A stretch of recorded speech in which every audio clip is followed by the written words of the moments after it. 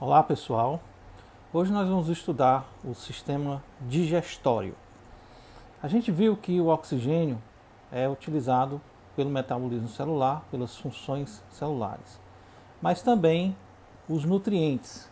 E os nutrientes, eles são captados a partir do meio externo pelos órgãos digestórios.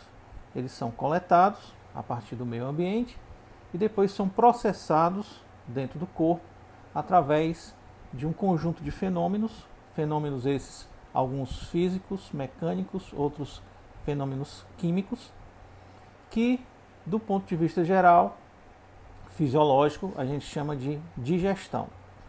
O conjunto do sistema digestório, dos órgãos digestórios, eles são responsáveis exatamente por todo esse processo, desde a coleta do alimento, a partir do meio externo, passando pelo processamento ou metabolização desse alimento à medida que ele passa por esses órgãos, por essas cavidades, por esses espaços, até a eliminação final dos dejetos ou dos resquícios da digestão que não são aproveitados pelo corpo humano. Então, na verdade, o sistema digestório corresponde a um conjunto de cavidades interligadas que começam na região da cabeça, na boca, depois passa pela faringe, esôfago, estômago, intestino delgado, intestino grosso e finalmente o canal anal. Então são um conjunto de cavidades interligadas e esse conjunto nós chamamos de tubo digestório.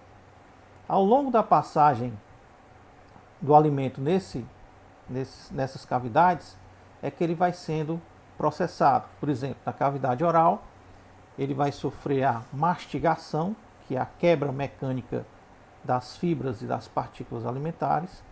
E ao longo das outras cavidades, ele vai sofrer a ação de substâncias que são chamadas de sucos digestivos.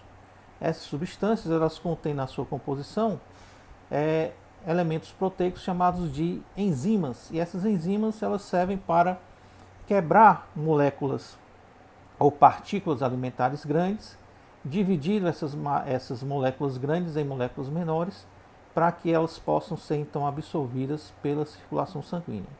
E através do sangue, assim como o sangue transporta o oxigênio para as células, ele transporta também esses nutrientes também para as células e para os tecidos para manter então a sua vitalidade.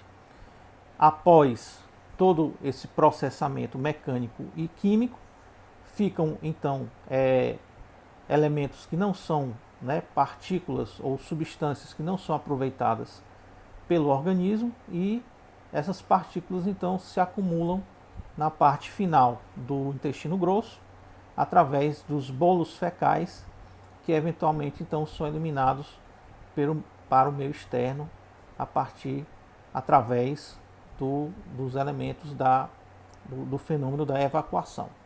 Então nós temos o tubo digestivo, como eu falei, ele começa ao nível da cabeça, onde nós encontramos a cavidade oral.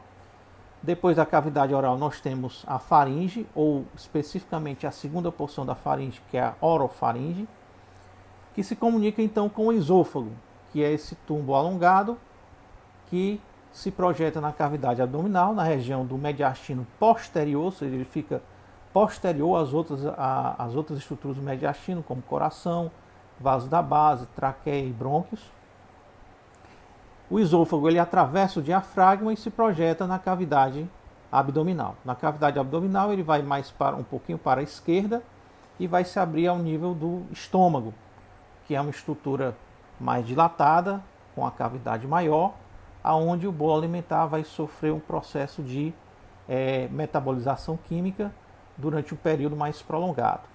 Depois do estômago, esse alimento vai para a primeira porção do intestino delgado, que é o duodeno, onde ele vai receber uma outra quantidade de sucos digestivos, como a bile que vem do fígado e o suco pancreático que vem do pâncreas, e depois vai terminar ao nível da segunda porção do intestino delgado, que é o jejum no ilho, que são esse conjunto de alças entrelaçadas que ficam nessa porção mais central da parte inferior da cavidade abdominal.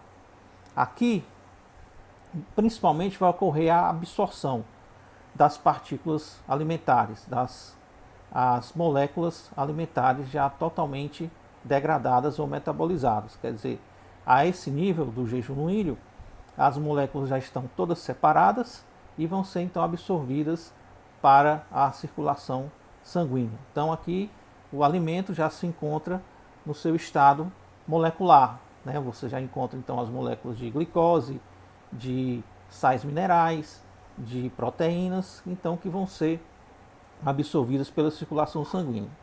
E o restante do material ele vai se acumular no intestino grosso.